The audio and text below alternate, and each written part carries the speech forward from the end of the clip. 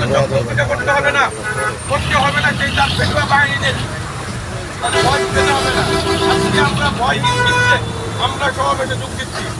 আপনাদের কাছে আমার একটা অনুরোধ, আমি ইচ্ছে করলে পারতাম যে একটা প্রাইভেট কার নিয়ে আমি আমার সেক্রেটারি আমি একা চলে যেতে পারতাম এবং বিভিন্ন জায়গা থেকে আমার জন্য অফারও আসছে, কিন্তু আমি আপনাদেরকে রেখে আমি বিলাসিতা জীবন যাপন করে আমি একা যেতে চাই নাই।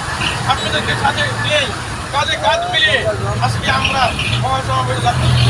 আমি যতটুকু আপনাদেরকে করতে পেরেছি সেটা আপনাদের কৃতিত্ব, আর যেটুকু করতে পারি নাই সেটা আমার ব্যর্থতা। তাই আমি আগামী দিনে আপনাদের সাথে এইভাবেই কাজে কাজ মিলিয়ে আপনাদের সাথে সম্মুখ থাকবো এবং আপনাদের ক্ষেত্রে আমাকে পাবেন।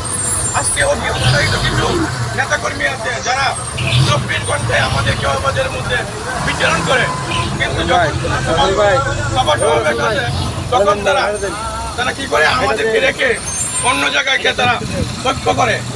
এদেরকে চিহ্নিত করতে হবে, এদেরকে